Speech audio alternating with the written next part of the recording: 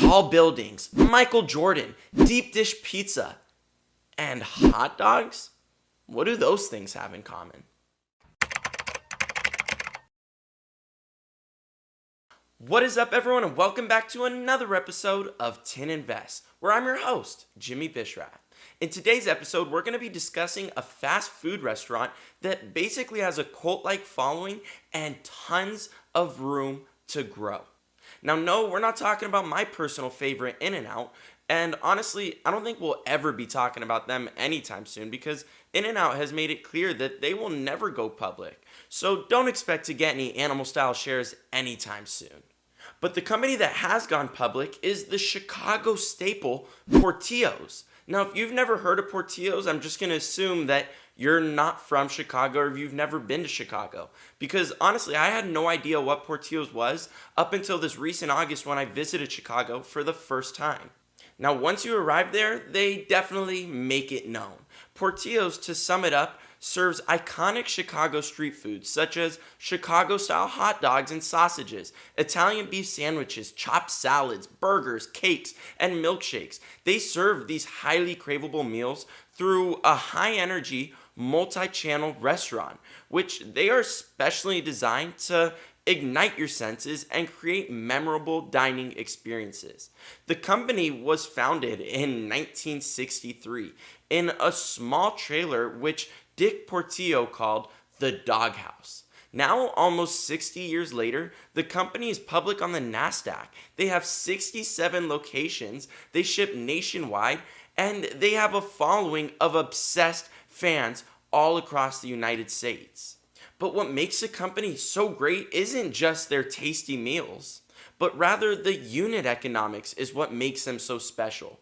That, along with the fact that they have a small number of restaurants, which makes for a great long-term roadmap to roll this concept all over the US. The company's fast, casual, and quick service concept is capable of generating tremendous volumes, and it's what has resulted in Portillo's never closing a single restaurant. And if that wasn't spectacular enough, every single one of their stores is profitable. And well, just like that, we're talking numbers, which means it's the perfect time to get into the financials. Staying on topic with the stores for now, on average, the per guest spending comes in at a little bit under $9.60, which when you think about it, it's actually pretty cheap. And honestly, it's probably a big contributor to Portillo's success. Among that, Portillo had an AUV of approximately $7.7 million in 2020. AUV is the average unit volume. Pretty much it's the total revenue excluding gift card breakage within the comparable restaurant base divided by the number of restaurants. Portillo's restaurants generated higher AUVs and restaurant level adjusted EBITDA margins than any other fast casual restaurant concepts in 2020, which is incredible. Now, if you can remember, I mentioned earlier that Portillo's is multi-channel. So the question is, what makes more, the dine-in, the drive-thru, or the delivery? Well, obviously, after COVID, you can expect that the delivery and drive-thru probably increased and the dine-in likely decreased. And, well, that's pretty accurate. To say the least, dine-in sales saw a pretty big fall. Dine-in sales went from 4.4 million in 2019 all the way down to 1.9 million in 2020.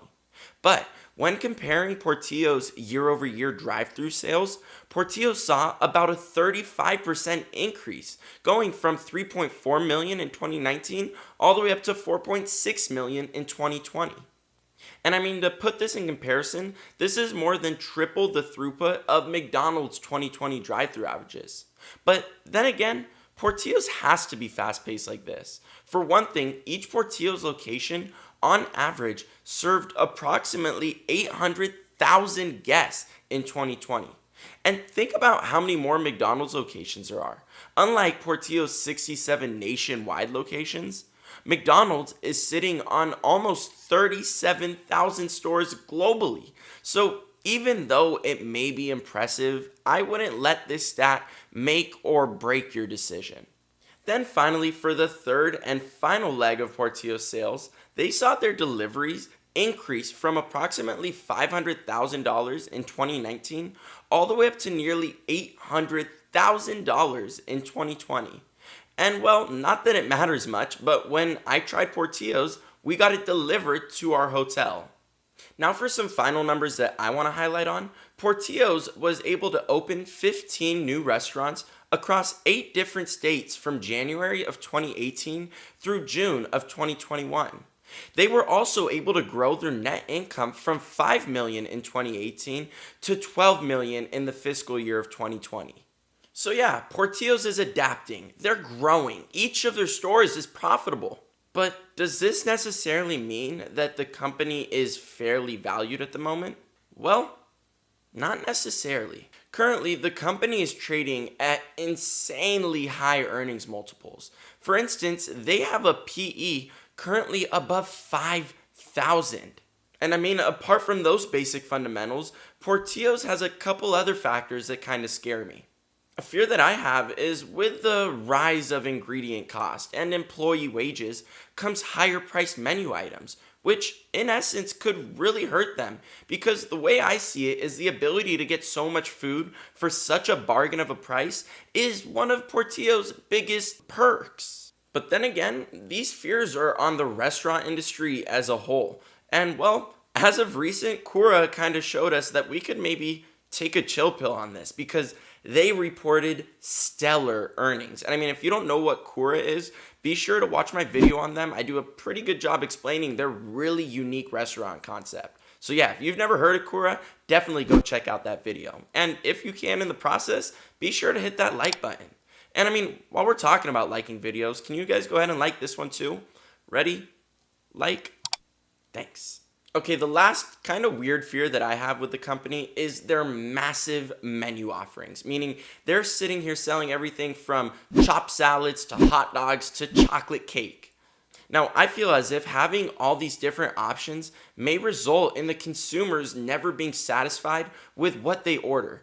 Basically, they're sitting there second guessing if they should have ordered the Chicago dog over the Italian sandwich. It's kind of like when you go to Dairy Queen and you got all these 30 different blizzards and you're like, do I want an ice cream cone or do I want a sundae? At the end of the day, with whatever you choose, you're never satisfied because you're not sure if the other option would have been better.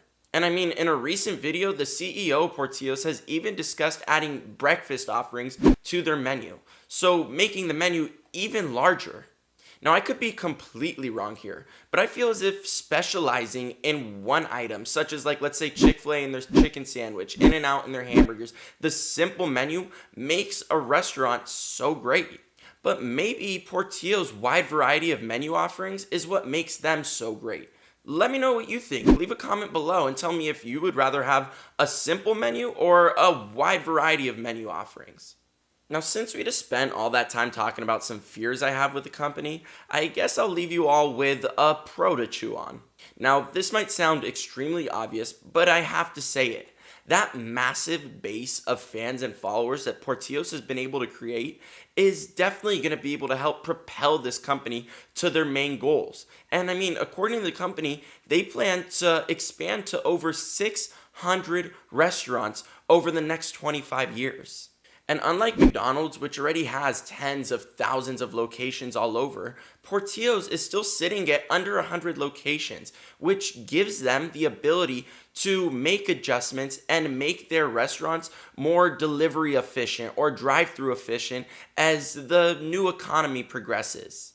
Anyways, if you enjoyed this video, please be sure to hit that like button and share it. And actually, let's do something different this time. If this video sees over 600 views within the first 7 days, then I'm going to go ahead and give away a Portillo's Chicago Dog Care Package to any one of my subscribers. But to get inputted into the competition, you got to leave a comment. That way I know that you're in it. So be sure to subscribe to the channel, like this video, comment below, and if this video sees 600 viewers within the first 7 days, actually let's make the first 2 weeks. If we get 600 views within the first 2 weeks, I will be giving away a Portillo's Chicago Dog Care Package to any one of the people who comment and subscribe to this channel. Anyways, guys, that's all I got for you today. Always remember, the time is now.